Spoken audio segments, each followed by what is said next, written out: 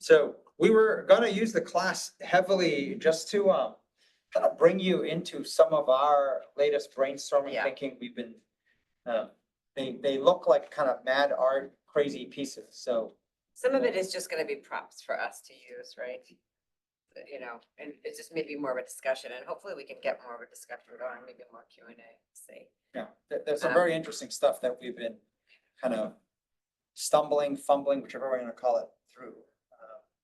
So let me do this. How's it going, Terry? Terry. I'm gonna. It's a small group today, because it's a holiday, right? So we're still gonna do this. We're gonna get our learning on today, the learning day. Yep, Tim's joining us. Welcome, Tim. Welcome. So we wanted to. Sorry, Yeah, we have a few slides. But, So let me give you a sense of what we're gonna cover. So let's see. So we're testing something where we are splitting the class in some ways into kind of covering Megan's thoughts and then my thoughts. So you'll kind of get a view of that. I think with that. Never a competition, but it's always. always a competition. No, it's co-op. What's it called? Collaboration. So if you've seen, probably not many of you, but some of you may have seen. Who has not seen the movie Frozen 2? Who has not seen Frozen 2? Have you not, Tom, you haven't seen it? Daryl, you haven't seen it? You lucky guys. Frozen 2 is not a very common. Frozen first one was more common, but there's a song, I guess, called Into the Go No, ahead, sing right? it, Charlie. Can you do it? I can't quite sing it, but. Do you guys know it? And Terry, you know, Terry's laughing. No, you don't know it? No? But Okay. what's interesting in the song, there's some really annoying voice that goes in the song, and then I realized, kind of as Megan explained it, it's your mental chatter, right? So there's like this really annoying Yeah. voice in there, kind of like. It goes, oh, it's like really weird. I'm not a singer. I have no voice whatsoever, but she sings Into the Unknown, right? And then it's like this really weird sound. And it's intended to be her mental chatter, her negative chatter. It basically is somebody trying to disturb her. And she's trying to say, I'm not listening to you, right? So it's kind of ironic. So we thought it'd be kind of cool to just. Yeah, we were gonna play the song and then it's kind of not needed. So. It's not needed. It's actually quite annoying. Yeah, you didn't pick up on that, Laura. Me neither, until I actually looked at the words as I played it last night. And it's actually these movies, realize that they always have like deep meaning to them, when you're like, wait a minute, I thought I'm just listening to watching a kid's movie, but no, there's a message. Do you want to drive off? Use my. Okay. Yeah, use the sure. arrows if you want. Oh, sure. I'm starting. Okay. Okay. All right. I think last week we actually shared this concept, this whole podcast from a few weeks ago, Charlie and I listened to. Her name is Lisa Bartlett. She's like one of the top neuroscientists. Really fascinating podcast Charlie and I have been listening to, right? I think Steve Bartlett is the podcast guy. At least Dr. Lisa Lisa's- Burnett or Burlett? Either I way. can't remember. Lisa Bartlett or Burnett. I can't remember, but really fascinating. And we shared this last week, but we just wanted to kind of touch on this again. And I think it's really interesting. It's saying the biggest cost to your brain, like where your brain spends the most energy, is actually on these three things. Number one is moving your body. Moving your body is taxing. It's like metabolically, I think she calls it metabolically, it costs you a lot to move your body. Learning new, so learning anything new, and then persistent uncertainty. Those three areas are the biggest costs to your brain and all your energy. It's funny, I said to Charlie yesterday or the day before, I felt exhausted. When you feel you're moving your body, you're learning something new, and this persistent uncertainty, it's exhausting, just mentally taxing. But the number one area of the number one cost is the persistent uncertainty, just living. And I think that's all of us today, right? That third bucket, that is the largest, most costly to our brain and all of our energy. Charlie had drawn these blue arrows. I think the idea is that to learn new, this is your concept, so I'm not sure. I'm watching this up. I like the 1, 2, 3, but to move your body, what did you say? Learning new when I'm not sure. That's your kind of thing, but you explain that. That's not. I'll explain sort of so of the three things, the pink wedge at the left is supposed to represent just how much energy is taken. And there's a notion of sort of cognitive budget. We very much like kind of when you budget your savings, in our mind, we are actually budgeting how much energy we need. It's almost like if you have to go and speak with your in-laws before you meet them, you might be budgeting like a lot that I need to actually store up a lot of mental energy to go do that. Doesn't have to be in-laws, but you get the point. The notion is that all these are the top three things that your brain will expend energy on. Moving your body can literally start with getting out of bed in the morning. How you have to say, oh my God, you got to get out of bed. It's like, oh, I don't want to. And so that is hard, moving your body, exercising. The second hardest thing is learning new, but by far the single hardest thing is dealing with persistent uncertainty. So the dread of what might happen, the different decision forks or the different possibilities. And why into the unknown is that our mind is both the strongest, but it is also the weakest in terms of most pain for most of us is not physical, it's psychological in nature. And that persistent uncertainty where literally there's an infinite amount of possibilities that we can think about. That is where like it leads to, perpetual mental sickness, just perpetual feeling of I'm not going to make it. I'm going to run out. Like the budget's going to go to zero. I'm going to be negative deficit. Why the two blue arrows is it's very common that because the mind is so difficult to change, you want to use moving your body to inject into training your mind. So there are some of you who almost obsessively go on healthy body, but you have to realize no matter how healthy your physical body is, you will not get there if you don't train your mind. So the healthy mind is actually the harder thing to change. So one of the best ways to do that is to actually use the body as a on-ramp into training the mind. So the best programs are almost always done where using the body to then get to the mind, as opposed to using the body to then see that as a complete task and stop. The flip side, and I know Laura was dealing with sort of helping her mother and whatnot, and I was telling Megan, like this notion of when we're in uncertainty, especially when you don't know how many different variations of what will happen, when you can reframe that uncertainty to say, maybe it's an opportunity for me to learn something about myself, like my levels of tolerance, my level of patience, my level of, can I stay chill versus freaking out?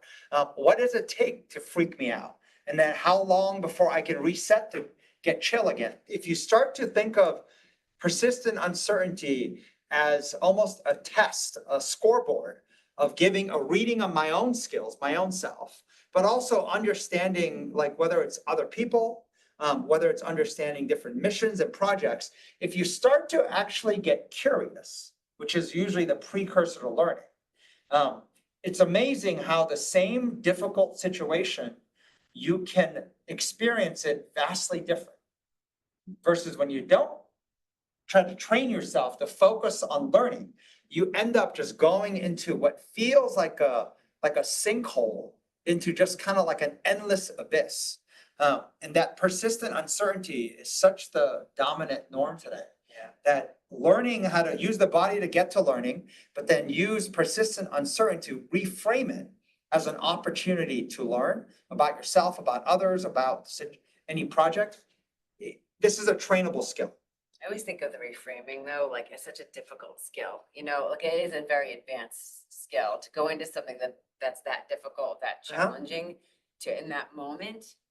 Maybe it doesn't have to be in the moment, right? But to actually reframe it to something that I'm going to learn new, that's a difficult skill. But I agree with you though. I mean, but reframing is always hard though, like in the moment. Actually, I will touch on that on the type 1. But what is interesting is literally, no matter how difficult the situation is, you'll see this with children. Sometimes when our kids were young, they're just bawling. And the way you sometimes get them off crying is you ask them some question. Sure. Right? I love that. And that is, in many ways, triggering learning. It's curiosity. True. It's like, do you think we'll like not be able to eat lunch today or something? Yeah. And they'll be like, huh? Yeah. What? Yeah. It's amazing how it goes from whatever terror they're feeling, and in trying to answer the question, they kind of get off the topic. There's something very similar for ourselves. As we're spiraling and whatnot, The minute you start to literally ask yourself a question, I wonder how long I can last in this. Yeah. Or I wonder how long before I can get out. Like, it's amazing. The act of just being a little curious in that realm triggers learning. And when that does, you almost can dial down just enough the persistent It's uncertainty. so funny, actually, maybe Laura has a question, I haven't looked at it yet, but it's interesting, when you just said that, Charlie, my mother does that to me when I'm talking to her. I could be in kind of a state where I'm talking about something challenging and she asks me a question and it really annoys me. I find it like very annoying and condescending, but yet it actually gets me off of the thing that I was just stuck in. Yeah. It like forces you out of it, Well, so but I find it very Well, annoying. so here's the nuance that's important. Self-driven questions are vastly different than when someone else asks. True. When someone else is trying to soothe you, and Yes. someone else is trying to placate your Yeah. freaking out nature.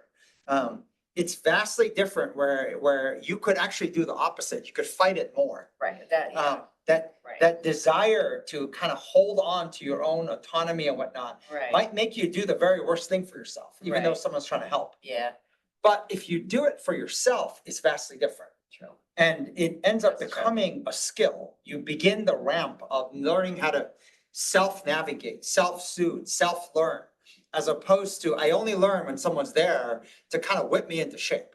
And there are a Yeah. lot of people, and unfortunately from not only the education system, but even work, I only do well when the boss like kind of he just cracks down, is constantly checkpointing and meeting.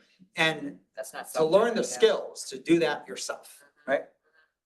The next slide. Yeah, so funny. Just so you guys know, repping, not preparing, you'll see as a type 1. By the way, we're gonna change the language on Yeah. here, type 1, type 2.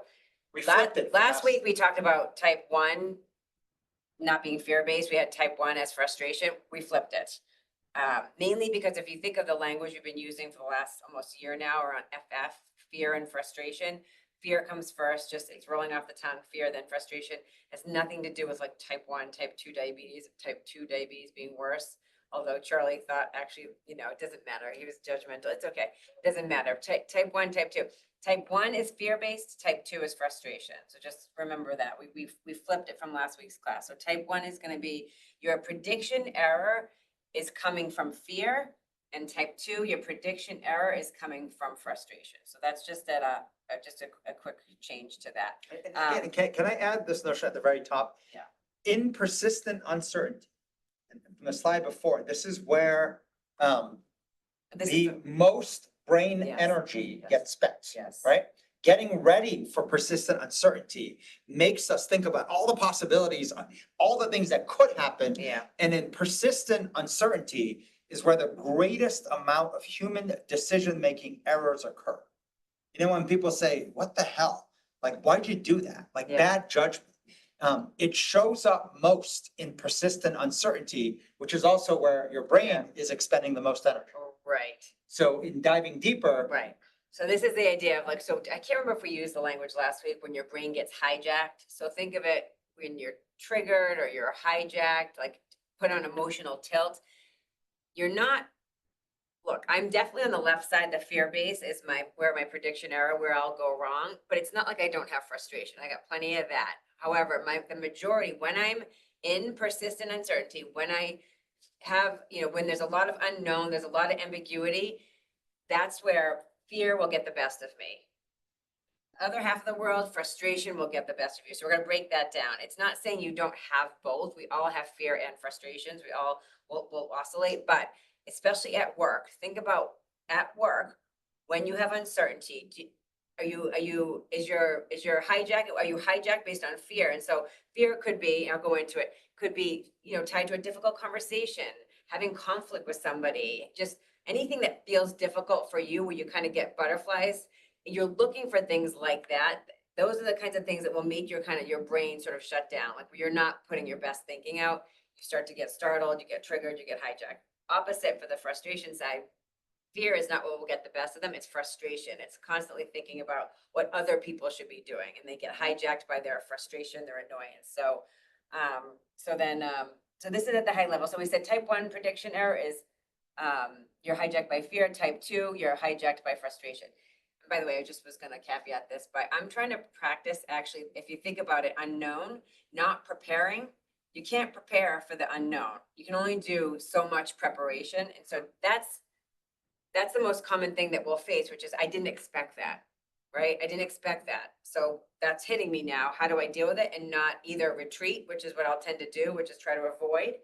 On the frustration side, when they get hit with the unknown, I think they tend to kind of, speak more, try harder, maybe get more angry. There's like two separate kind of errors that will happen. So on this page, right, at the high level, again, this is just copying and pasting from the last slide, the two errors.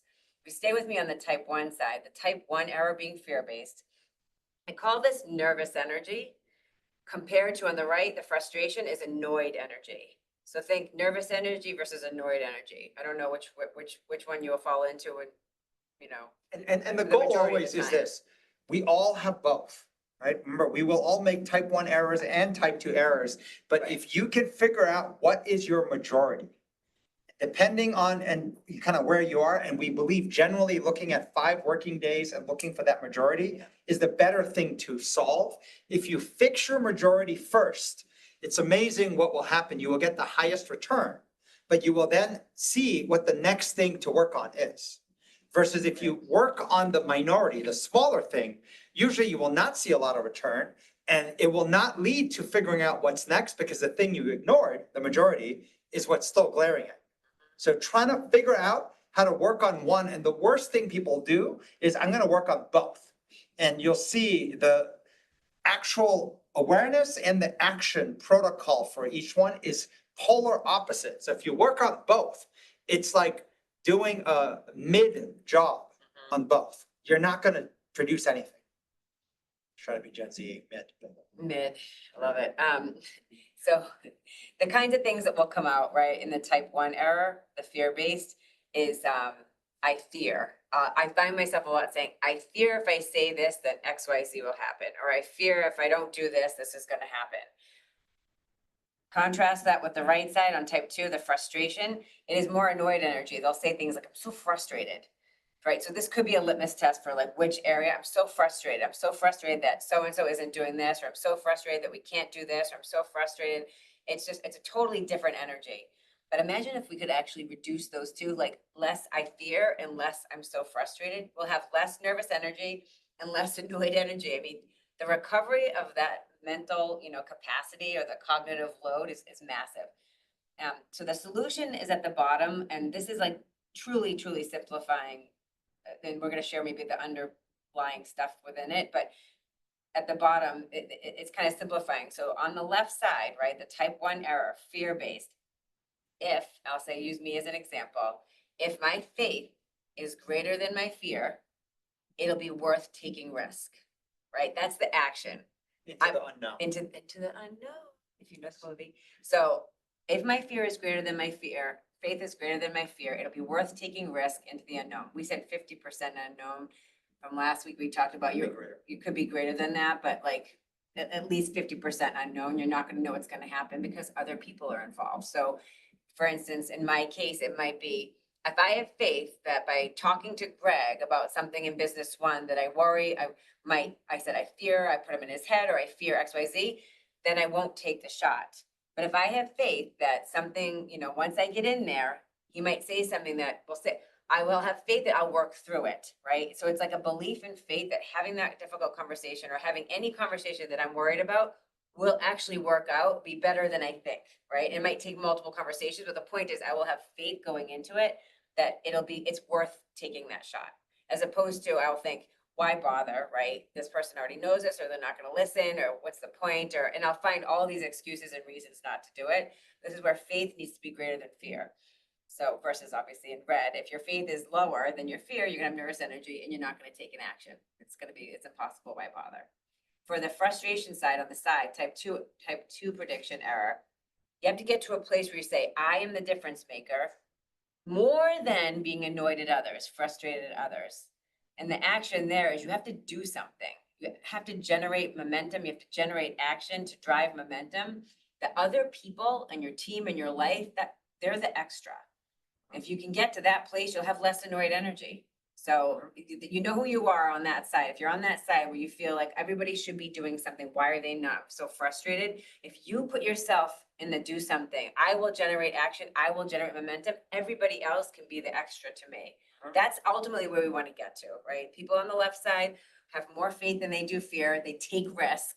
And the people on the right side on type 2, they're getting in there themselves. They're in the arena. They're driving the momentum and action. They're not relying on other people. Other people are the extra. And I think if you are on the type 2 side, which is kind of where I tend to lean, what ends up happening when you do this right is you start to realize how much you can get done. Yeah. And how to inspire, to motivate other people is literally to generate success driven by you.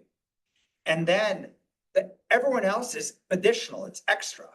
But when it's reversed, there's so much energy, mental energy spent at just being annoyed at other people. Like that when you add up the daily, the weekly, the annual amount of energy spent being upset, being angry, annoyed at other people, if you could recoup that energy and spend that brain power like on what you can get done, the accumulated savings and then the accumulated ability to spend could be massive. And so, Yeah, it's the accumulated is a good point, Yeah. right? Because it could feel like one day I spent frustrated or a few hours. No, but if you accumulate that Mhm. behavior over days, weeks, months, and years, it's such a waste. and so we have a diagram upstairs in our kitchen that we're kind of writing on the sheet where like each thing has as a component, they're polar opposites of each other, which is why if you practice both, it's literally like getting worse. Typically, if you look at It's so funny. I'm so frustrated coming in here because I saw Charlie tinkering with the slides. I'm like, well, I want to take mine and fix them. And he was kind of like, no, right? Because I think that's not what you need to practice. I'm like, well, that's what you're doing right now. Is my vibe was, wait, I'm gonna go in and teach and have really no props, a bunch of messy hand. I want to like organize my stuff, right? And his point was, you need practice, Megan, more on the unknown, right? Sure. This is my section. Okay, so I'm gonna just launch Megan But I into was the like unknown. dying to organize it and think through, like, Yeah, so you know, live, Megan's gonna do this. So just so you know, this was version 1 of the slide, which then built into version 2, and then I'm gonna go into version 3 and let Megan take it away from there. it's such a sorry. My first thought was so annoyed with you right Yes. now. It's okay. Yep. It's annoyed energy versus fear energy. No, I'm trying to like, so just so you guys know, I'm not, this class, I truly am actually trying to figure out how to help myself on this, type 1, put it through my own, the work that I'm doing to actually get better at navigating That's unknown ramble. and navigating Straight. fear. Okay. I'm just saying, that was your lesson. Yeah. I know, but I also have the annoyed energy vibe. But yeah, so anyway, She'll work on type. oh God, I'm gonna spend the most time on type 1, which is the fear-based prediction error. So stay with me. At the top, if you can see, it says what I need versus what I feel. I wanted to highlight this because I had this situation even yesterday or on Tuesday, a challenge with my son's school, all this other shit, right? So here's what happens. Number 1 is to think, what do I need right now? When, again, this is when you hit fear, when your brain sort of shuts down, when you're triggered, hijacked. By the way, I spelled hijack totally wrong, so all good. When that's happening, I tend to go into what I wrote down. Number 2 is what I feel. You have to, I think this is a hack. I don't think it's going to work. I think we have to get better at this. I'm going to break down another process too, but how to actually get into this work. But as a hack, when you get hijacked, when you get triggered, when you're startled, if you could first say, okay, I know what I feel right now is not good. I'm hijacked, but what do I need right now? What I need right now is to feel courage or feel, some optimism, things will work out. Feel like this is just a test for me to get stronger. That you need some way to think about what you need. Like I need courage, I need calm, I need patience, I need faith. I need something that I don't feel right now, but I know what I need, which is not how I feel right now. Divorce it from what I feel, because later you can go into what I feel. What I feel right now might be like horrible. I feel scared. I feel traumatized. I feel exhausted. I feel miserable, whatever that thing is. But if you could, even for like that quick second when it happens, and I'm looking for when I don't actually have the time to process it. No, right here, right now, I just got hijacked. My brain just shut down. What do I need right now? I need to stop the spiral. I need to make sure I drew like a little spiral. And the reason I said stop the spiral is I think this is where we create more prediction error, more mental models that are even now harder to overcome. So one of the little hacks I have, by the way, is when I feel that my mental model, I'm going to start adding more prediction errors, more future things that are going to go wrong. So this just happened, which is going to make that happen, which means we're dead. Something really negative is to drink my water. I think it might actually help me like recognize I need to stop. Like I need some way to like stop that, because what's happening is I might think it's okay to say it and think about it and think I'm not hurting anybody else around me. It's just in my own head. The problem is in my head, I'm creating more error, but more mental models that are going to be now tied to how my brain works when I am in fear, when I'm hijacked. Now I have more shit I have to work through to have to overcome. You can't erase those mental models. You have to create new ones, new pathways, new, neurological pathways, connections that create more, positive, optimistic, faithful. That's a lot of work. So if I'm adding more, it's like dialing down the sugar. To prevent cancer, you got to dial down sugar and you got to eat healthier. Well, if I keep adding more sugar, which is to me is the prediction areas, more things that are going to go wrong, more, there's a circle in there. If you guys remember, we talk about how the brain works, right? There's the present moment, using that woman Lisa's work, or she calls it the sensory present, which then goes into your remembered past. It's what you are remembering from the past, not what actually happened. It's what memory you're pulling out of that bigger memory. You're pulling out one thought that then says, this is going to happen now in the future. That's prediction. I can't even see what I wrote, the nuances versus blunt. But so the idea is to not continue to add to those negative stories, those mental models that you only have to work harder later to dispel and to replace. So that's why what I need right now is I need courage. What I feel right now is not good, but I'm going to deal with that later, and I'm going to unpack that later, because you can slow it down and unpack it later. You can actually try to understand what the hell just happened. This thing happened. So say, at Brendan's school, he didn't want to go to school because he hates math. Remembered past is, remember last time he did that, he tantrumed out. It was, some memory that I might have. Prediction in the future is what, something really bad, what's going to happen to him. He won't be able to graduate or something like that. Something that's not exactly, but like, that's bad, right? It's saying, stop doing that. What I need right now is I need courage. I need to find a way in this moment to like be the stronger version of myself. That's what I want. So that's what I'm going to feed right now. And then go out and afterwards, go unpack that and slow that down. Can we go to the next slide? Can't tell this. I can't tell. Am I taking too long? No, it's okay. No. Okay. No, go back.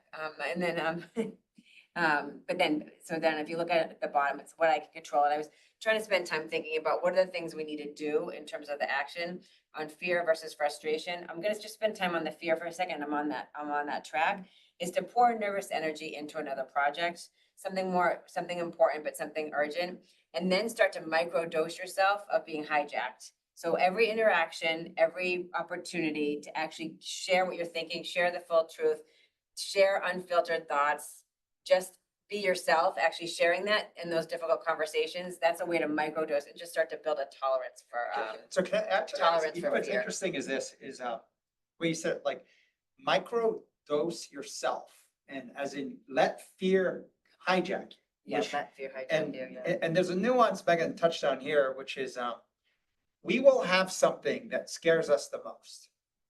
And so if you recognize what that is, and the more you try to solve that problem, the worse it will get. So when you say pour it into another project, usually if you find what your number one or number two fear is, but just even try to get to your number one. Yeah. Everything else is less fearful than that number one.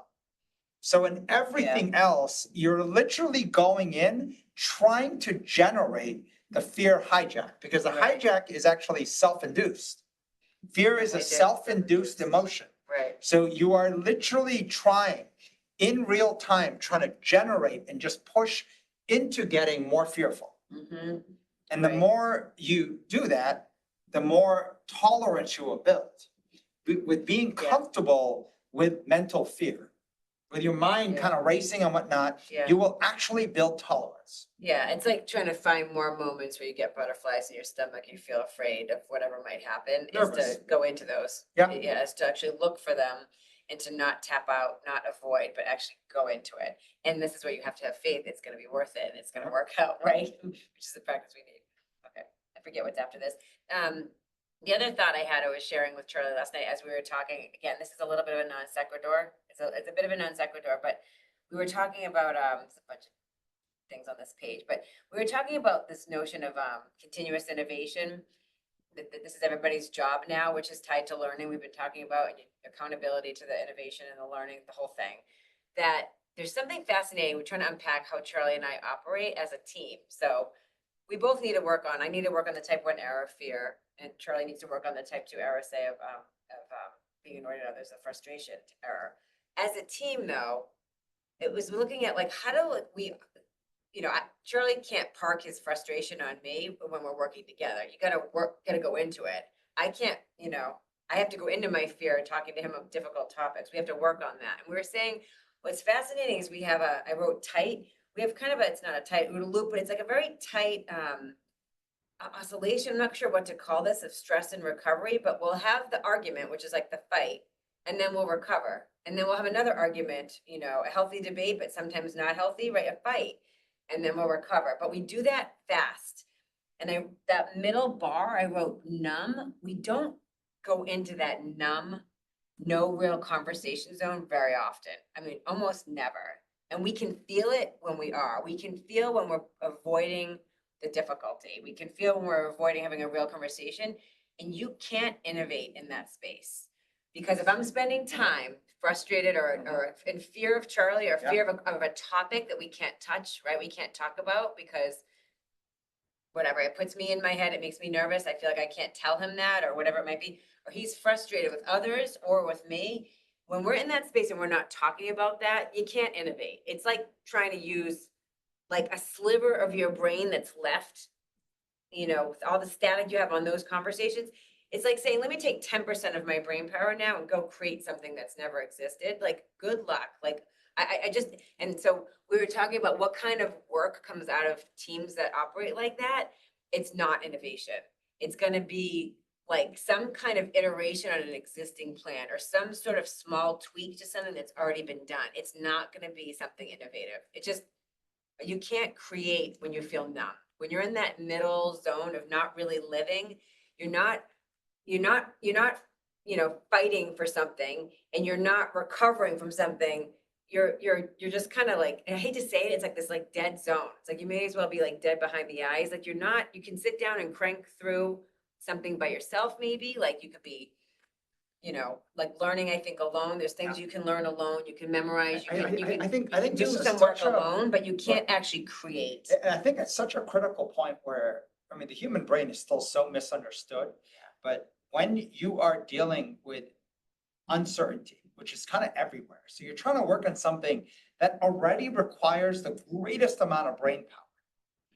As soon as you feel fear or frustration in the room, and this is usually Yeah. with somebody else, Yeah. you will see that you cannot think, you cannot optimally brainstorm, you cannot innovate. Yeah. And you will be circling around and not understanding why you're stuck. Where you're stuck, right? You're just stuck. You're stuck, and when Yeah. you recognize that, you have to realize that there's a hijacker present in the room. Yeah. And until that hijacker is diminished enough, which could be fear or frustration, there is no good thinking happen. Mhm. And so no matter what you do, you will not come up with the best possible thoughts. And so I think you might be right. thinking this, and maybe you're not, but you might fear fighting. And usually people will fear fighting in the sense if we're not, this is not like an actual physical sport. We're not but like argument, like debate, like heated debate. But if you've learned to recover from those things and you know that you can recover and you can get faster at the recovery, it's just like an exercise. You are ripping muscle when you do weight training, you're lifting more than you can do. You're ripping muscle, but then when you learn to recover and you say, oh, I'm really sore, but I actually recovered from that, you don't fear it as much. That's how Charlie and I operate when it comes to our teaming and our ability to fight and recover. We know it's not saying every time we might think, geez, this there's a few in the last, this might be the one, like, this might be the one that out, like, just no more, dead to me, but no, it's so rare, the likelihood that you'd get to that place, it just doesn't, it's not, it's such an edge extreme case. The thing we mapped out that was fascinating was this. Yeah, For those of you who've been in leadership practice for a while, we have these module 1, 2, 3, which is all tied to your immune system. Module 4 is learning how to, make decisions in uncertainty, make the right call, judgment. And that's solo training, which goes into module 5 when you start to interact with other people, getting feedback and whatnot. And in module 4 and 5, you need to know how to tame your own fear or frustration. Otherwise, it will disrupt your ability Yeah. to interface or interact with other human beings. yeah, But so like parking it or taming it is kind of yeah, the exercise that happens in module 4 and 5. which will come from like an awareness, Right. I'm more aware now, saying that just hijacked me, or that just, and now and being able to say it out loud, even to Charlie, he knows now I'm aware of that, so now it doesn't have to be a thing that now we're like trying not to talk about, like the elephant in the room. Said simply, we said, in type 1, you have to break the habit of feeding the fear. Right, And in type 2, you have to break the habit of blaming other people. right. And so there are nuances in this, but what's interesting is this, and situationally, this is where leadership and practice gets very hard. By module 6, when you're working tight as a team, you have to now do the opposite. You have to actually, instead of parking it or like not feeding it, you have to learn how to like feed it to then like get to that blow up, get to that fight. And because the fights can get such, like, it can just blow up, the skill you end up learning in module 6 is mending skills, recovery skills. And so you get better and better at learning how to recover from difficult discussions, difficult conflict. So as a result of it, even though at the moment of conflict, it can feel like, shit, this might be the last one we do, right? Because it's so lethal. You strengthen yourself through every difficult conflict and conversation. Yeah. Because your muscles of mending, of recovering, is actually what is being built. Yeah, this is, I have wrote this down somewhere in the notes, but this is where accumulated, like resentment could come out of here, accumulated shoving down or not dealing with this stuff when you're in a team. That's where inappropriate response will come out. At some point it comes out and it comes out sideways. I think I've learned that's like one of the things I fear is like a hot-headed version of me coming out, where all of a sudden, all the things that I've accumulated of not either trying to avoid the fight or avoid the conflict comes out inappropriately. Could be an email or it could be a conversation. It's like, oh God, why did I do that? Well, because I was afraid of the argument or the fight and not believing I will recover from that. So that's obviously more in my subconscious. That's what happens to us. And now it blows up. And you're like, why did that just happen? Because you're avoiding doing this in little mini doses, right? And what we're saying in the earlier module 4-5 idea is that it does not help for you to go and pick fights with everybody out there.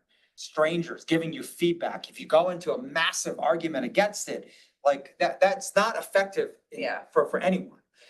This idea of telling strangers about your fears, once again, does not help, because either they will feed it or do that very like condescending thing that we have learned from many pros out there. Like, when you go to a marathon that says you can make it, it instantly triggers, wait, can I not make it?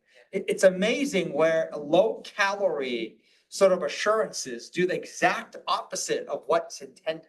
It makes you actually feel worse. So as you go and tell people like how scared you are and they tell you it's gonna be okay, your thought literally will go into, shit, maybe I won't be okay. So there's an automatic nature of what happens when you start to share too much of your fear or frustration with strangers. It's not good. And so learning how to either don't feed your fear or park your frustration is the skill you have to learn in module 4 and 5, which is generally when you're driving solo. But when you get to a consistent same team of 2, which is module 6, you'll see the skill is now totally the opposite. You're learning how to like almost overfeed fear, overfeed frustration, to blow it up, to then recover. And so recovery becomes the skill. The mending becomes a skill. So we'll go into this more as we kind of. So on the next page, this is, maybe can I just show one more thing? This is interesting before I do that. Steve sent me this last week. I thought this was really good. Thinking about type 1, so fear-based, here's a challenge. We cannot prepare to be hijacked. You can't, being hijacked means you're not prepared. You are surprised. It was unexpected. So then how do you prepare to be surprised and have something unexpected happen? You have to look for it, right? But like even for today with Lip, not to prepare, it's not that we didn't do some thinking last night in preparation, but even the hours leading up to it is to not organize too much, not prepare, and so that I could actually feel fear and still go into the class, like, to, you know what I mean? Q&A usually can do that too, right? Because you don't know what questions are gonna come up, you have to answer, so like, there's ways to, but you can't prepare to do the thing, you can't scheduling isn't the thing, making a to-do list isn't the thing, telling people you're gonna do it isn't the thing. I like this, like, you know, Laura always says, we're not doing the thing. The thing, you can't prepare to do the thing. This is why I found so hard the last 2 weeks. I'm like, how am I gonna practice what I need, which is in uncertainty, when I'm hijacked, when I feel fear, to go into it and not avoid it? How do you prepare for that? And so this is you can't prepare for it, you can't fantasize about it, you can't read about it, you can't hate on yourself that you didn't do it, you can't do all that stuff. So what do you do? And so this is on the next page for a second.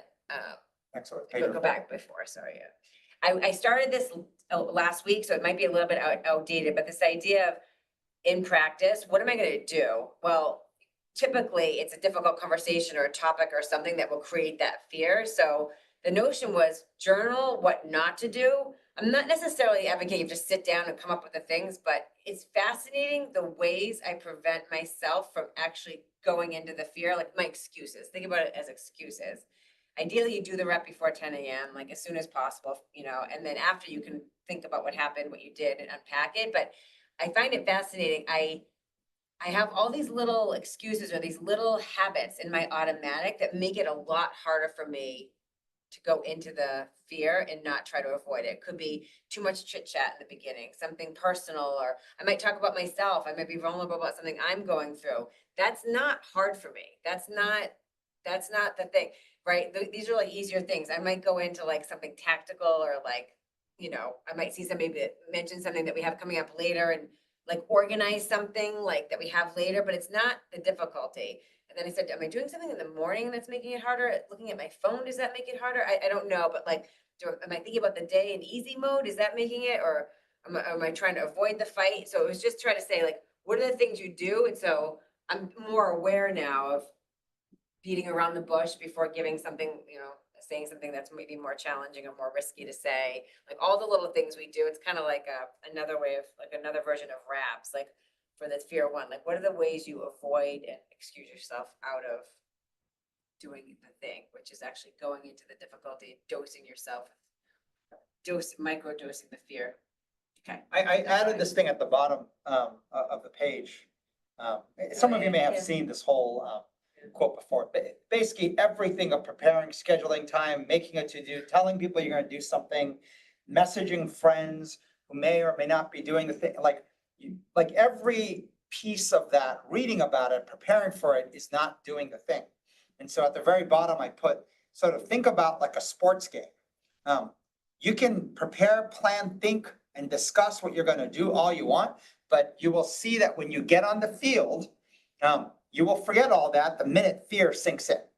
In the same way, after the game, you can spend all this time ruminating, reflecting, going into lessons learned. And once again, both those things are robbing from your ability to get more reps on the field. So the left and the right is literally taking away from what you need to do more practice in, which is get in the field. And so this notion of you don't need to think about it, you don't need to over plan it, you just need to do it. Yeah. And that is something that, if you think about it, when you do the left side of on ramp, the right side of off ramp, you're moving into S2. System 2, logical thinking, you're like putting logic, but where you're falling apart is when you use your intuition, your system 1. Yeah. And the only way to train system 1 is to literally get into challenging situations and keep pushing into the challenge. I think the question you're asking, Tom, about why would I journal the avoidance, just so you know, I haven't actually, that was a quick little, because I'm not quite sure actually if that's the right, I think it's to say, to start to be more aware of the things that you do that make it more difficult to just give do the thing, right? Whatever, to not avoid. I feel like I'm aware that I will use a situation, I'll like try to on-ramp into something more personal or chit chat or something else that makes it harder for me to go right in. Like even having a conversation with Greg yesterday, like I was beating around the bush on something I just wanted to say. And once I said, he was like, great, he actually wanted more. And I still beat around the bush. I think it's just, it is a bad habit. It's a really bad habit. And once Charlie, said to me, Megan, he's asking, I'm like, oh my God, like I almost have like a holy shit, this is hard for me. Like, I didn't think it was like really, It's the pleasure of being direct. like it just being Get to the direct. point, Get to the point. get direct, even though it is a difficult topic. Yeah, And where you'll struggle to be direct is when the topic is difficult. right. That's why I right? said difficult. Topic has conflict-ridden elements to it. Yeah. Yeah. So let me move to sort of like, so again, I'm going to show you my notes, different thoughts. We are literally inviting you into some of this work we're trying to do, and this is very, so the first part was there was a. Should we stop for questions for 1 second? Sure, Sorry, okay, is there something okay. else before we go into that? Greg saying, feel the insight of it's just a bad, if you guys want to unmute, if somebody wanted to unmute, I'm not really following the Okay. chat, but I feel like it would be just a quick pause. Sorry, just right, for 1 that's right. second. Just a bad habit, I don't know. Okay. The Go ahead, Megan, Greg, go Charlie. ahead. The more just kind of curious about, because I was thinking I'd commented on this earlier when you were talking about the like being aware of when you get hijacked. Of I was saying like sometimes I hadn't connected it, but I had found it helpful when I'm feeling kind of frustration. It might be the situation. Maybe I'm feeling sorry for myself to look at that poster of the, I'm the adult in the room. So sorry. Do you think that there's like and maybe what I'm hearing, Charlie, your kind of thesis is that like a poster, like almost like the opposite side of the courage side may actually be less helpful for type 1. Yeah, yeah, so I think I tried to draw it in one of my slides. You probably can't see it. I'll show you if Charlie wasn't doing something. On my version 3, if you just pull up you just blow it up. Sure, let's blow it up for a second. This is stupid. I could just explain what it is, but you know what? This is my intuition, is to just blow this up real quick. You see the mouse if I do this? I tried to draw this thing. Can you see this? This little image. There's a picture of a guy getting stronger. And this idea, it's the closest I can think of for somebody who is in type 1 prediction error, feels fear, is to actually call up an image of you getting stronger, meaning the fear will always be there, but you'll be able to deal with more and more as you get stronger. So this is, I don't know if this is the image, right? Like, but I'm trying to use this one for the last few days. Like, I do think hard things don't get easier, you just get stronger. Like, instead of thinking about it physically, thinking about that mentally. Like, it's this idea that I could do it, right? Because I'm getting stronger every day. So it's to think of this accumulated fear dosing, being hijacked, that you're going to get stronger. But I love even this image where it's the exact same weight. It's just, you can see the difference in struggle holding the exact same weight. Yeah. And so if you are able to see that the very left person is you now, but what you want to trend towards is the version on the right. But the only way to do it is to actually get stronger. Like, no, it's to actually hold what's tough for you. Right? Oh, yeah, You have to, I see. you have to self-drive, self-choose yourself into that struggle. And when you do, right? Yeah, you have the ability to get stronger. Yeah. Yeah. Across the abyss. Yeah. That's the closest image. I've, was hijacked a few times the last few days, like multiple times in a row, almost like a pummeling. So that is the thing that kind of worked, even if it's just for 1 week so far. I do feel like for the type 1 prediction error, that might be some variation of that, but for now, that's what I'm using. So yeah, Greg, because the image that Greg's talking about, that Greg will use, Charlie will use on the type 2 side, I'm like, woof, that puts me into more fear, saying no one, the image that Greg's talking about is No one is coming to save you. You're the adult. I'm so sorry. When you have fear, that just adds to that. It's like, it's no good for people on the type 1 side. It's amazing how like, yeah, the thing for one side really doesn't work for the other side, vice versa. Yeah, it's a good one. Yeah, Okay. and Greg, the reason I pulled up this slide is this, but for a type 2 person, it's great. Because the way you train type 2 errors is actually getting in the field and doing stuff, counting on yourself.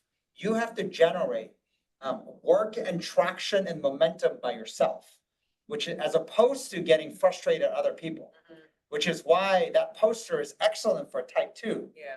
But for type 1, it's almost like they can't get to work because fear is so great. They can't see beyond the version of themselves right now, which is struggling to even hold that weight, which is why this notion of this is the fear right now, reality. Yeah. But when Megan put in her slide, but what I want to be and what I Yeah. can be Yeah. is on the right. So there's an element of that kind of matters. So let me just go into this really quick. This is a lot to read, so I'm not going to have you read all of it. But Mark Andreessen, Andreessen Horowitz, one of the biggest private equity venture capital firms, was talking about this notion that entrepreneurship, creativity, innovation, it's sort of like what economists call decision-making under uncertainty. It's the very thing that we build modules to train for. How do you make the right decisions in uncertainty? And they're calling that entrepreneurship, they're calling that creativity, they're calling that innovation. But what ends up happening in decision-making and uncertainty is that no matter what, because the world's so complicated, you can make a plan, but the plan's never going to be enough. And he said military commanders call this the fog of war. The fog of war is that you're just dealing with a situation where the number of variables is just off the chart. So it's impossible to come up with 100% plan. And so you try to pre-plan as much as possible. This is, and so in your head, the best founders try to have as complete a map of possible future, possible decision forks, possible outcomes. But then on day one, they're in the fog of war, and a lot of the assumptions of that idea may turn out to be wrong.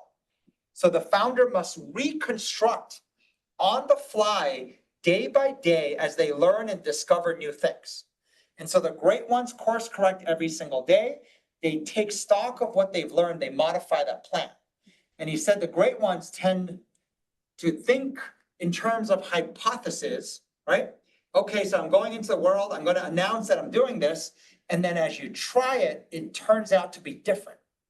And then what you have to do is figure this out. You have a thesis, you go in, and then you take the shot, but it turns out different. You have to now have a re-hypothesis. I like how he says you have to run this loop thousands of times, right? That's the loop of like the thesis, take risk, get feedback, and refine the thesis, take the risk, and get feedback, right? That's we're calling it the innovation loop. And I like where you course correct, you adjust, you evolve. There is no plan that's going to be like, that's exactly what we planned, is exactly how it worked out. That's never the case. No more. Persistent uncertainty is the new norm. And I like this last phrase. He basically says a smart founder, but think about a smart individual, because this is no entrepreneurship, creativity, and innovation is no longer the job of a startup CEO. It's the job of every person in every job, and that's quickly becoming reality. But I like what he calls that as working their way through reality. Working their way through reality. Reality is uncertain. So no matter what you plan, and as much as you plan, when you hit reality, which is why this is the get in the game, right? It's gonna be different. But that's what triggers either type 1, which is fear, because you're like, this is not what oh my God, I just hit something that's now what? Or frustration. I thought this was going to be different. I thought it would be easier. This is from last lip class. Yeah. We said continuous learning is the closest skill to continuous innovation. And so the idea of a thesis, the plan is that think of 50% ideas, directional accuracy. You will not be able to come up with 100% thesis. Come up with enough approach, enough direction, then take the risk, and you have to iterate in the field. Yeah. So you have to get in there, get the feedback, get the what didn't work, and then redo it. And thousands of times running this loop is the key. There was another quote from this, I think it's a Persian philosopher, Rumi. Basically, as you start to walk on the way appears. Clarity doesn't come before action, it comes from action. And this is becoming more true now than ever before. That you have to get in the field to understand what reality is. And as much experience as we may even have, you cannot plan nor predict accurately reality. Yeah. Which means, by the way, prediction error. Our mistake in making a prediction or plan is going to be the new norm. And when that happens, prediction error, what shows up in our ego, our immune system, is either fear or frustration. When things didn't go to what you thought would happen, right? Some of us in type 2, like me, get very frustrated, right? And you might rapidly scan for whose fault it is, right? And it's not anyone's fault, is the reality. Yeah. You couldn't Messy. have No. come up with all the variables. It's impossible. That's why it's persistent uncertainty. Right. In the same way, fear shows up, right? Oh my God, and that's what neuroscience shows. The most brain expenditure occurs when you see persistent uncertainty. And as you feel that fear, it's like just pummeling more and more. So it just gets worse and worse. How do you break out of that spiral so that you can reset? And when fear and frustration end, so I'm going to show you my crazy slides. First version was a little bit cleaner, then it got a little messier, and then it got full blown like crazy. So let me. Much better than the clean one Oh, first. Okay. Wouldn't that be better? Like, Oh, wow. So I didn't even think of that. Excellent thinking. you know what's so funny? Can I just share this? I have this in my notes. I thought this was interesting. Walking home one of the nights this week, blurted out. The type 1 error is I'm uncomfortable thinking out loud versus thinking out loud because I have faith in myself, right? Like, if you think about it, so that's more of there's like a fear of uncomfortable, almost learning in public. Mhm. Versus people on the frustrated type 2 side, someone more like Charlie might be too comfortable thinking out loud and too comfortable learning it. Like there's like an element of, either extreme is no good. Like you have to have filters. There's times when maybe you should not be sharing everything that's going through your head or too comfortable sharing all the thinking that's happening, right? Mhm. Versus I'm too uncomfortable doing that. And there's times where I need to do, so I don't know if that helps too. I do think there's something interesting about that. Too uncomfortable thinking out loud, too uncomfortable thinking out loud, too comfortable thinking out loud, Yes. But what we're trying to do is all the thinking and whatnot to boil it down. And this is the best part and the hardest part of practice. In practice, if you come up with too many steps, it just doesn't work. It is too complicated. Right. And before you know it, instead of actually training your instincts, your Yeah. judgment, you end up training like your memorization skills of Right. what's step one, what's two, three, four, five, six. And uncertainty, you can't do that, doesn't work. And It so, actually, so distilling down to just 2 steps and figuring out the right 2 steps, and we're hovering around, so this is kind of the early cuts of it, which we try to show you at the beginning. But if you look on the left side versus the right side, so type 1 versus type 2 at the very bottom of the page, the first step is always awareness. And the goal of awareness is to catch yourself earlier in the emotional hijack. Say that again. So once you start becoming aware, what I put slow it down. Instead of feeling, that fear or frustration and boom, it occurs in one go. You start to recognize there's 3 parts happening, at once. One is something triggers it in the present, something you read, something you see, like there's some element that triggers it. That's the sensory present, something actually is triggering it. The past is you're picking an example to compare to from the past. So this notion of, oh, I saw that and it's a pattern of something. You are starting to recognize what memory, which card you're picking up. And then you're also recognizing your prediction. And recognizing, as you slow it down, that every one of those is a choice. Every single thing of the sensory present, the remembered past, and the prediction error is actually a choice, but you won't see what you're doing until you can slow it down. And so when you get hijacked, all three things are happening very fast, and you might not realize how automatically you're picking up on each of the present, past, and future. And so on the left side, type 1 fear-based errors, you want to break the habit of feeding the fear. Don't feed it. The more you worry, the more anxiety you have, the more panic, the more you think about solving the problem. The more you think about even voicing and explaining your fear, it literally makes the thing grow out of control. In the same way on the right side, break the habit of blaming others. And so there's a whole exercise of being able to actually burn it off and then literally box it so that you can see it, you know it exists, because not seeing it is not good. It will come out sideways. Yeah. You've seen people who are annoyed at others and act like, you know what, I'm okay. And then while presenting, doing work, you end up seeing them just kind of suddenly throw these jabs and they ask a question. It's like you have to be able to see it for yourself and box it. Saving energy. Then spending energy, which is step 2. I put here action with a deadline. And the reason why action with a deadline is this: if you want to build a good habit or routine, if you say, like, imagine saying, you know what, I need a workout.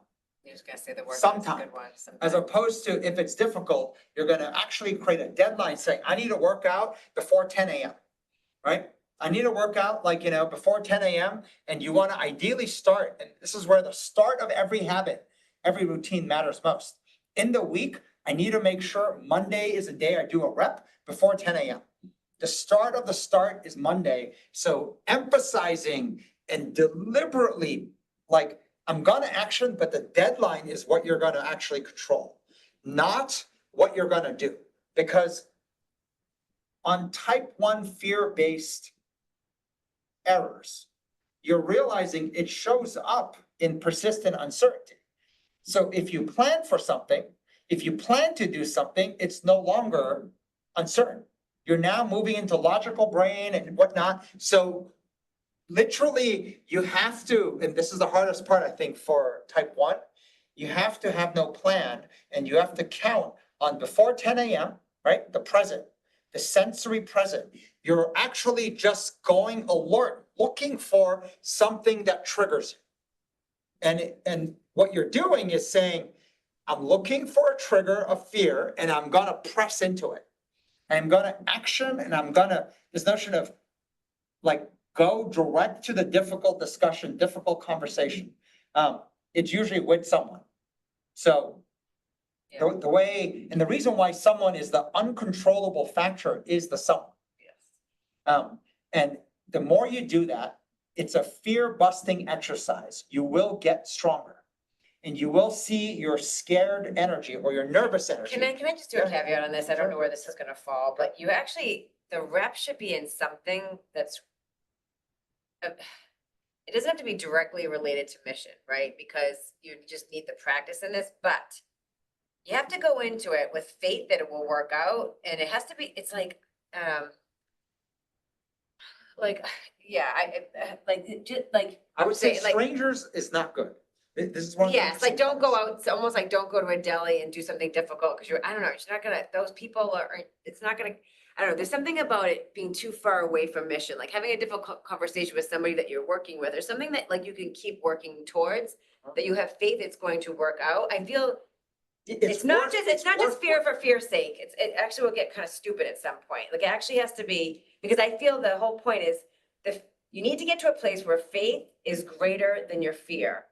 So I don't know. I think it has to be like more of a concentrated, like faith in a certain direction. If the faith isn't going towards a certain direction of something that's important tied to the mission that you have in your life, like then it's like, I don't know. I don't think you're gonna have faith that like I'm gonna be able to have difficult conversations because I told the deli guy that the food wasn't that good, or I don't know. Do you know what I mean? Taxi driver. Yeah, I just that feel you're like never going to see again. you're never gonna see them again. So it's like The reason why faith is a long-term. yes, It's a long-term thing. Yeah. Which is why this idea that They're people I see more often, people I work with. It is worthwhile getting to truth. Worthwhile. It is Yeah. worthwhile, right? Crushing the eggshell. It is Yeah. worthwhile Yeah. explaining sort of like the tension I Yes. feel or what, like. Otherwise, you'll just do it and you're like, great, I did it. I'm like, yeah, but it's not gonna do anything. Like, I don't know. I just feel like it doesn't do anything. And it's like checking something off for the sake of it. Just, I don't think it's gonna change anything. Okay. I'm gonna, if you don't mind, just gonna Yeah. feel more comfortable in my craziness. Okay. I'm trying to think how to explain what's here. So if you don't mind, I'm just gonna use this to kind of help myself think through stuff, but in the very upper left corner, one of the interesting parts we have seen as a common pattern is this. Continuous learning is the closest thing that connects to continuous innovation. And to recognize that is the new job. That is what human skill is, and that is what's expected out of human beings. If you are not continuously learning and continuously innovating, not only do projects get stale, you become stale. And stale is no good. So, but here's what's interesting. There's a lot of people who love learning, who love innovating, who love coming up with ideas, but the minute they hit the real world, as in mission, it falls apart. Which is why on the right side, I put continuous accountability. And continuous accountability often has the simplest question you have to ask. Are we succeeding? Is this thing succeeding? And that simple question sometimes can be such a, like when you have board meetings and you have investors or you have people who hold you accountable, the question ultimately they will grill you and hold your feet to the fire on is it succeeding? And often we're trying to explain that not yet, not yet. So then we dive into what we call leading metrics, metrics that say that, high engagement, traffic, when you're doing sales, like someone asked for a meeting and the meeting went longer. These are leading indicators of success. But leading indicators do not mean you have actually succeeded. It is a predictor that the probability of success, I think, is higher because of better and better leading indicators. Right. But when someone says, are we succeeding? They're asking for the translation into lagging metrics. Did you make more money? Is it more profitable? Like they're looking for actual success metrics. And so the notion that you can be learning a lot, you can innovate a lot, but if you don't hit mission, if you don't hit the actual work that needs to happen, which requires you to build the skill of continuous accountability. Continuous accountability is to be able to, instead of having a boss, a board member, investor, a parent, whoever it is, ask you, are we succeeding? You're able to ask that question to yourself.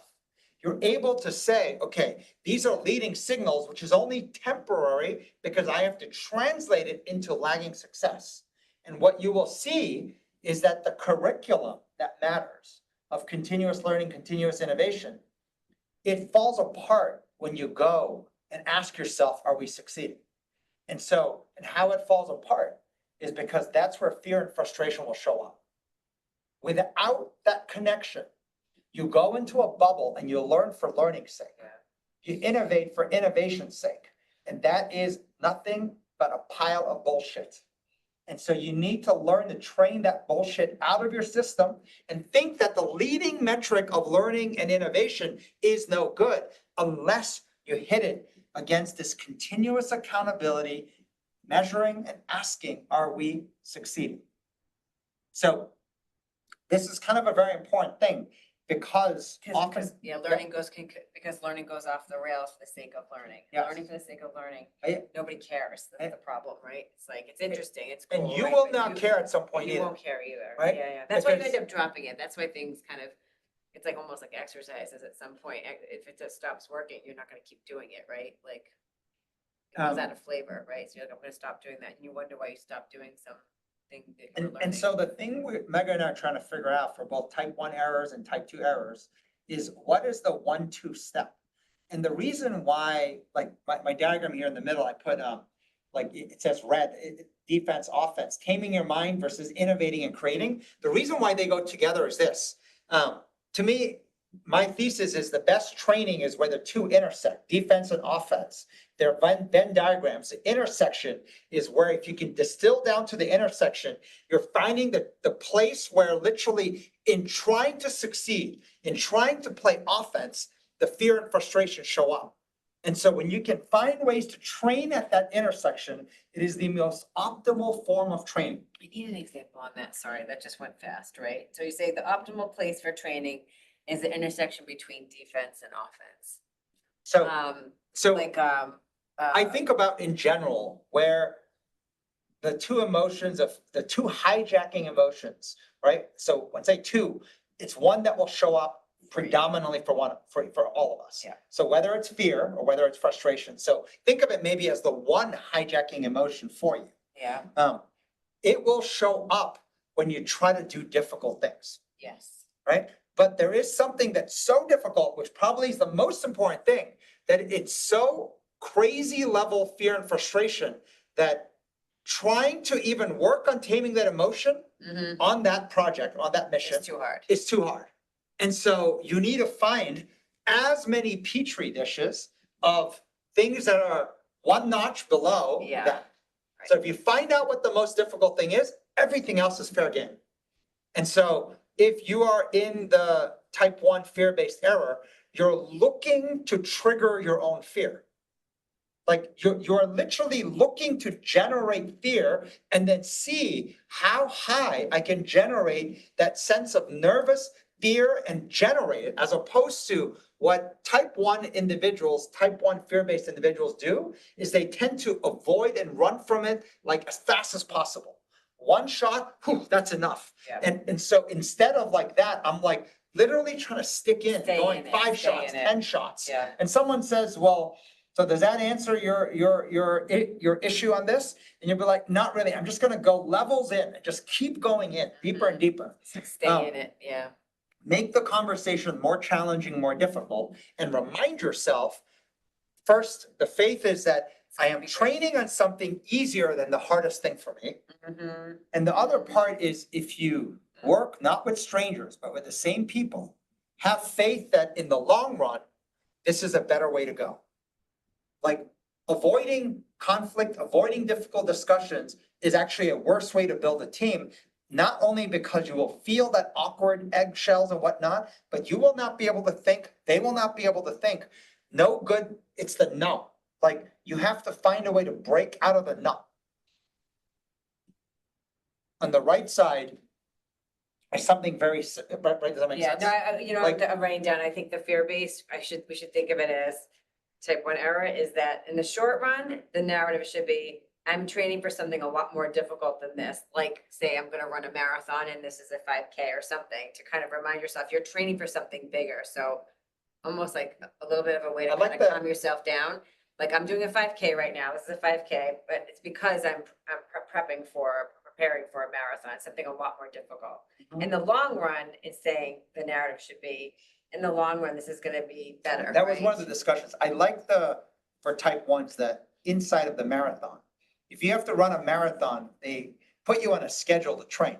Yeah, you don't just. Like run you the don't marathon. start by running like 10 miles, like day 1. Right. Like Yeah. you get to Hurt yourself. you go through sort of like building up how much you run, but there's a schedule that you go on. Yeah. As you ramp up the level of difficulty. Yeah. I feel type 1 is exactly that. They Yeah. have to But think. you have to remember it's because I'm running a marathon. Yes. Otherwise it can feel like, why am I doing this? And just opt out, right? You have to remind yourself the difficult thing you're trying to do. Whatever that big mission that puts you in that state of, hijacking, like that, you're preparing for that mission. I do feel that's really important. It's kind of a vector of why you're doing this. Otherwise, I feel the training, it's just easy to opt out of it, avoid it, and just not, just not do it. But in the long run, this is better for me, right? So I don't accumulate and all of that. So there's like two, I think, narratives. And when I think of the type 2 side, I think constantly about this notion of it is incredibly empowering once you realize how much you can do. If you're able to recoup the energy you spent being annoyed at others, and you puzzled and kept working and working, and realizing the best way for me to motivate others is to actually make real progress. It will be leading metrics first before going to lagging. And what happens is this, when you have annoyed energy, which is what type 2 does, frustrated energy, not only will people not listen, you can't think straight. It's the same thing that occurs in the left. When you have type 1 energy, people aren't listening to you. You might be like freaking out and stuff, but no one's listening and you can't think straight. So the very skill that we bring as human beings, which is our brain power, the ability to think, that disappears. Now, there's something I added in the parking lot I thought was interesting. I guess MIT did it's kind of just adding a little bit more, just why not? Did a recent study talking about what AI is doing. It's actually making us cognitively bankrupt. What they're showing is that if you use AI and you overuse it, even people who write with AI, they literally cannot recall what they wrote. It's like you're getting so mentally lazy that you're not using your brain. And by not using your brain, you're actually reducing the level of brain connectivity. I was talking about how teachers reading essays written by AI, it feels soulless. It's empty with regard to content, close to perfect language while failing to give personal insights. The human brain can actually detect when someone hasn't put their human energy into it. Bit of debt. Tell when it's not human. And so the use of AI, and this is some of the early studies, is showing that you're seeing cognitive atrophy. It's like a muscle that forgot how to work. The brain's forgetting how to work. And so what they're finding is that it's making you 60% faster at completing certain tasks, but the trade-off is that your cognitive load, your learning ability is dropping, and you're training kind of short-term sort of productivity for long-term deficiencies. So employees becoming dependent on the tools, you have to be cautious. Now, here's a part that was interesting, and this is the silver lining. People with strong cognitive baselines, people who actually trained their brain and knew how to think of this whole continuous learning, continuous innovation into continuous accountability, meaning difficult things show up. Instead of turning away, imagine you're like, I'll take care of it. Or imagine difficult things show up, instead of thinking, oh my God, I have to avoid it, you're like, oh wait, this is a good rep for me. That's the whole fear, or even the whole idea of I will be the difference maker. The more you do that, you're thinking your brain is getting stronger. Then you use AI, very powerful. But if you go the other way, you're seeing kind of a decline in the human brain. So that's some good food for thought, I thought. Maybe we'll small slide it for a second. I don't know if, End up anywhere. oh my gosh. We covered a lot. Yeah, I'm not sure I'm trying to figure out how I would synthesize this down to, into the main theme, the main lesson. I think obviously navigating the unknown. If you guys have questions, we can take a look, or you can unmute.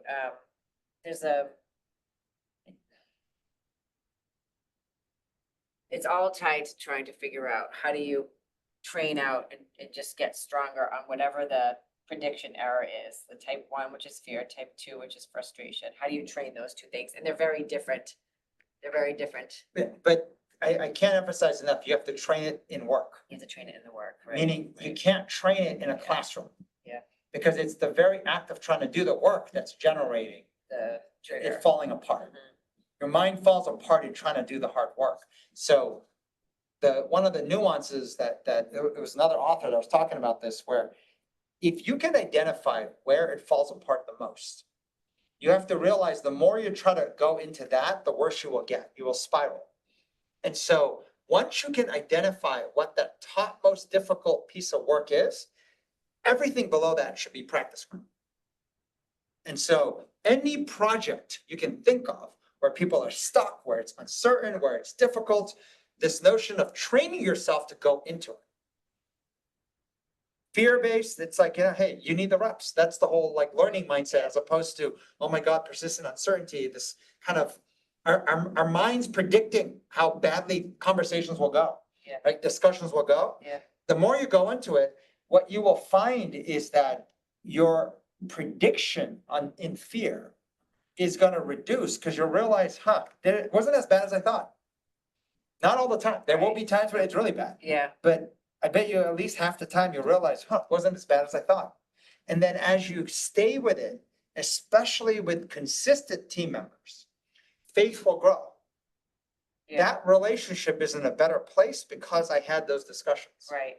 And you can accumulate that over time. And that's where faith will come, kind of like Yeah. the muscle guy building strength over time. Yeah. Like faith grows over time. It's not an overnight thing. Right. In the same way in type 2, like if you're able to, when you see difficult, go into, let me take a shot at it. And you keep accumulating your self-driven work in it. Over time, you will see, wow, like I am the difference maker. I can make a difference on any project. And then when someone else comes and adds extra, wow, it's amazing. That's the extra. Versus how much effort and energy is put into feeling like, God, I do so much, and they don't do enough, and they don't do that, and they don't do this. All that energy recouped into you trying to attack. Doesn't matter what situation. And so it's, and what we're trying to boil down is kind of the awareness is slowing down so you can actually catch the emotional hijack. And at some point you will be able to even like expose out to someone what's happening in your head. Oh my God, I walked in, I saw that, boom, that's the sensory present.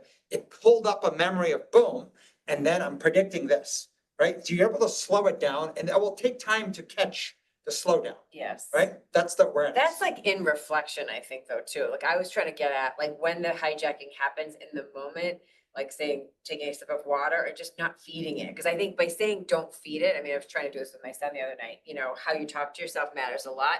So I said to him, Brendan, both of us do this too much. Like we're it's almost like we're the way we're talking to ourselves, you know, your good friend would never talk to you that way, but yet we'll do it. He said, but I keep doing it. I'm like, we have to stop doing it. He's like, how do you dial that down? Like, how do you, it's like you can hear it, just stop feeding it, but you keep feeding it.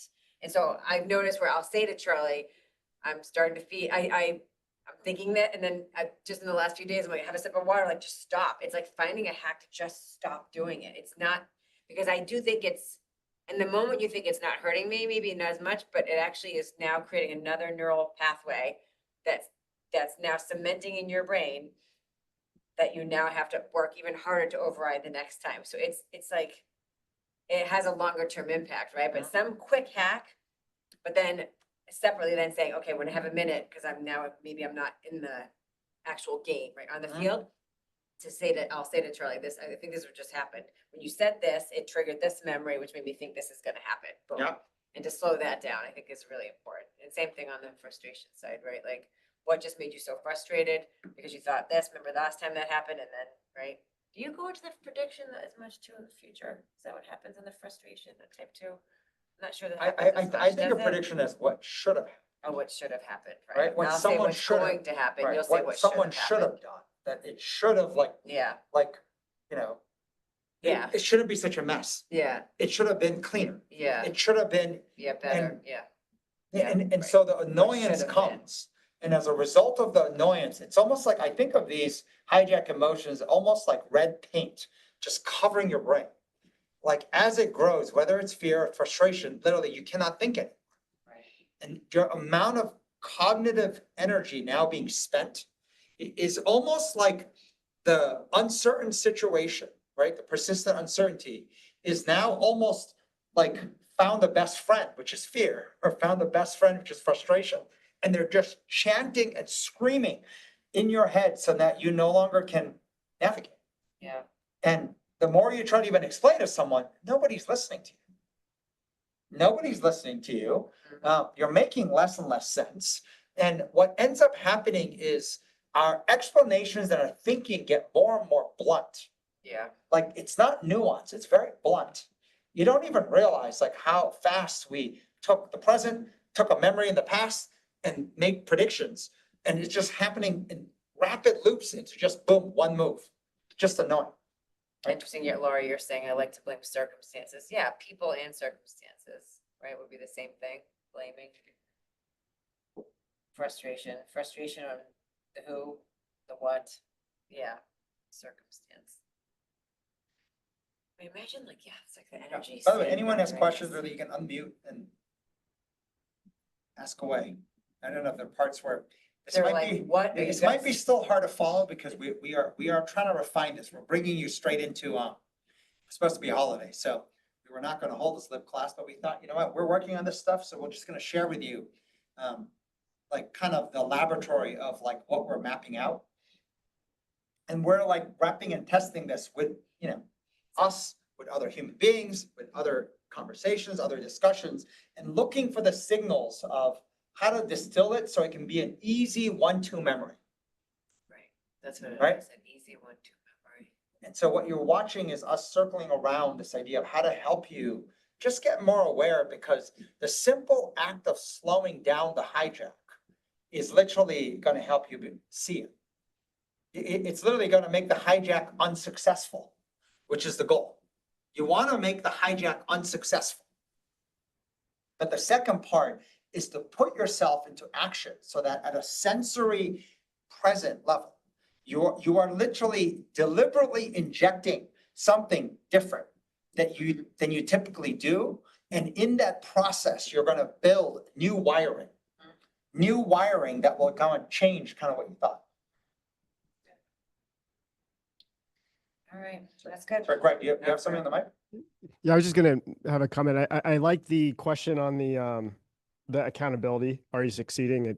I mean, it feels simple, but it's also a really hard question, and it's a tricky one also, because I feel like I've fallen into the prey where it's like if you put that almost first, like going after the lagging metrics, it almost like increases fear and frustration, or maybe for me more Right. frustration, and I find myself, I do more +1. Yet if at the same point there's like a piece where you can almost like fall in love with some like early signals or the leading things, and almost drop the trying to ask the really hard question, which is a grounded reality of, when does it connect to the lagging result? So it's But this it's is a like, I think you're saying, Greg, like sequence wise, I think it's totally appropriate when you're building momentum to not be focused on outcome yeah. and lagging results, because then it's gonna put you in frustration, fear, whatever it is, and then you're not gonna be able to get the momentum. The key is to not think about that, to just drive, to try to do something cool, invent something cool, try to build momentum on something that you're, but then I think there's a point where then you then would cross into, okay, right? Because otherwise you do that too soon. It'd be like just same thing if you're trying to lose weight or get healthy. If you go into it saying, I need to lose 50 pounds, and you're so focused on the scale, you're not going to be motivated, right? But eventually you start to look at more of those lagging metrics. Greg, when you said Yeah. the kind of +1, it made me Yeah. think about most people do not have the skill repped or trained. And how it shows up is in many different ways. One of the litmus tests is literally they're just doing the same thing over and over again and they don't see it. Every idea is literally a marginal improvement, an incremental shuffling of chairs. It's the same damn idea. And so the power of the human brain is that I can take a totally different approach and come up with a totally different way to do something. Yeah. And you'll see, we can't do that when we have hijacked muscles that show up too quickly. And if we try to do it, Mark Andreessen, like fog of war, you will see that as you hit reality, the desire to go back to the comfort of the incremental, of the marginal, well, at least that's better than nothing, versus true innovation is literally coming up with a breakthrough way to do something where in hindsight, even you yourself will be like, wow. Well, that's the thing. I did not think of approaching it that way. It's like, it's better than nothing. Maybe the phrase shouldn't be that. It's not better than nothing. It's still nothing. Because if the new bar is you have to innovate, you have to keep innovating.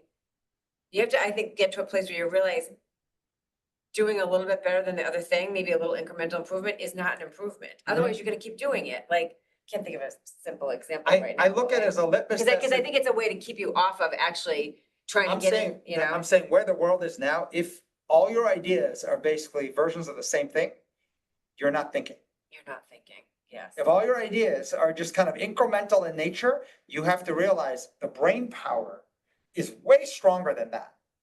And so the reason why it's happening is because you're staying in what Megan drew, Right. that numb state. Yeah, no, yeah. You're in the numb state is where, and Mhm. it's almost like in every discussion you have to brainstorm, right? Yeah. And why, by the way, brainstorm is a human sport is because it's no longer a solo memorization. The biggest challenge is reality, and it's people that is the part that's unpredictable. Right. When you make a product to sell, a service to sell, or You know, sorry, plan something. you just Sorry, said something yeah. really good though, sorry. I think when you're not, when your ideas look similar to the last idea, it's a litmus, you're not thinking. Mhm. Then you have to be like, why am I not thinking? Because I have all this other shit going on in my head that you're not exposing or parking. I will tend to have things that I'm not exposing, that I want, that I need to get off my chest, or that I need to, like, you know what I mean? Something that I just got triggered, and then I need to go work on that. You might have something that you're like trying not. I would actually say differently. Is it opposite? I think you have, you're feeding too much I'm fear. feeding too much fear, The, sorry. the You're- energy you're that right. goes into feeding fear Yes, is yes. making it so that you cannot innovate. The idea, Yes, think about, sorry, that's you know it, that phrase, sorry. scared chickens don't Yes, lay yeah, eggs, right? Yeah. You're too scared So, to be yeah. able to innovate. Okay, Like, yeah, and to be able to innovate, the reason why it's a contact sport with other human beings, the very thing that is creating the uncertainty are the unpredictable nature of other people. So the unpredictable nature of other people, like that is the sport. So we were going to teach a Yeah. whole class on why likability is such an important factor now, because everything is dealing with other people. yeah. Everything That that was on we're my trying slide. to do and falling apart in is dealing with other people. So that is the mother of where uncertainty is showing up. And so That's to not be bad, able to yeah. deal with that, you have to be able to deal with the top hijack emotion that shows up. Go to that page real quick, sorry, Sure. on page 9, just real quick. I was gonna touch on that, but I thought it'd be like a whole new class, but just since Charlie mentioned it, then we can, we'll go, but on page 9. It's page 9. At the bottom, remember I shared, there's all the research saying that likability is 3 things. It's authenticity, enthusiasm, and empathy, which I think we shared last week too. But if you just look at authenticity, that's the whole, you're not thinking, right? It's because you're not being authentic. So I might be feeding some fear, which is why I'm not being authentic right now, because I'm in my head. And so I can't think because I'm feeding some fear I have. Whether it's like, I don't want to say this to you, or I'm thinking about this, whatever it might be. Charlie might, on the type 2 side, be so frustrated at something, he's not thinking, because authentically what he wants to do is just, you know, tell everybody, I'm frustrated with you, I'm frustrated with that, I'm just frustrated. So he can't think because he can't get that out, he needs to park it. So I'm feeding fear, and then Charlie's trying to share the kind of the frustration, he needs to be able to park it. From a likability, you can totally see, if I don't have nervous energy and Charlie doesn't have annoyed energy, that's the authenticity. We're gonna be more Way better. enthusiastic and more empathetic to each other, a lot more likable, and be able to think about what we're trying to get done versus have kind of like that, like, yeah. So what's interesting is this. So the first part is drop empathy, because I can't tell you how cringy fake empathy is. A lot of people try to do fake empathy, and the way you'll build empathy is by training yourself correctly. And training yourself correctly is having, like, on command, enough balanced emotions that are both negative and positive. And why authentic is negative is because the entire world with persistent uncertainty will generate a negative feeling. And so when everything, you know, when you meet people who are inauthentic, it's like, how's everything? Great, Great. everything's great. That's not fucking true. And so as a result of it, you don't feel authentic next to them. Right. So the ability to, on command, if you by default go into everything is great, to be able to rep the other side. So ultimately you can find agility, to be able to explain the challenge, which is kind of reality of what's in front is difficult, right? Which is why it's a negative, like emotion and muscle. Enthusiasm is connected to faith. Yeah. Right? And so the ability also to believe that despite this negative, grounded in reality, ugly negative, I can get stronger. We can get stronger. We can make it through.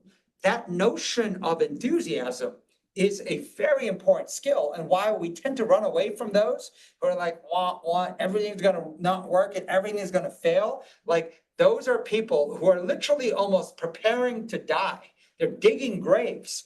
And you're like, I don't wanna dig my grave yet. So. Well, the worst of the go- two extremes is like, extreme, I'll be very negative Nelly. But the extreme, someone else will be so positive, like, everything's great, everything's gonna be great, everything's great. How are you? Great, great, great. Then it's like, that's just like, I mean, both are lies, right? And- Not everything is so great and everything is so bad And when I either. think about fake authentic, fake Yeah. enthusiasm, there's a lot of that. It's hard to distinguish when you do it. Yeah, I've seen people, for example, what I would call fake negative, fake authentic is you get all upset on stuff that's out of your world. It could be about the war that might happen in Iran, it might be something else. Like, it's almost like, not that you can't talk about that, but can we start by talking about the challenge you're facing as opposed to somebody else's world, someone else's stuff? yeah.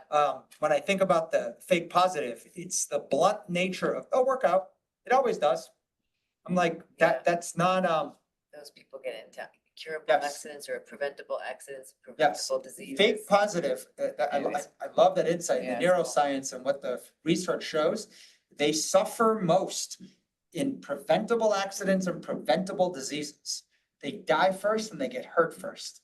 Don't do that, right? Any parting thoughts, questions, reactions? This is good stuff. Yeah, I mean, I feel like this is like, we're getting so Like- close to like like we're- simplifying that 1, 2 for both prediction errors, both thinking errors, if you will. it's gonna distill down to literally like a 1-2 thing, Yeah, and we'll get there. and you can identify yourself faster into it and just keep repping that. And as you do, you will start to see change. And as you see change, it will show up in kind of like all great places. I think you will surprise yourself what you can do with just literally thinking, Yeah. how you can literally solve anything. And before you do it, though, you have to be able to understand, okay, I can't because of this hijack. Yeah, it's like what prevents good thinking is these 2 hijacks. These are at the high level, these are the 2 things. So all the programs and training will be around these 2. It's good. All right. We will see you guys in a full week next week. There's no Thursday holiday, I think. But I hope you guys have a good week, and Yeah, I know this is a lot, but we thought we'll just kind of, on a holiday day, just bring you into our brainstorming. And as those of you who have just tracked and watched, you'll see us just get closer and closer, hovering around this main point. So, yeah, feel free to shoot us notes or thoughts on anything, but we will keep sharing as we figure this out. We actually Alright. feel this is like the key to sort of humanity. Like, thanks, Tim, saying good stuff, yeah. It's hard stuff, good stuff. it's very hard stuff. All right, guys. Have a great day. Thanks, Olivia. You too. Have a great day. Bye, Brian. Bye, everybody. Bye, Laura. Bye, everyone. Bye, Prototype. Bye, Lay. Bye, Daryl. Bye, Boston. Bye, Tom.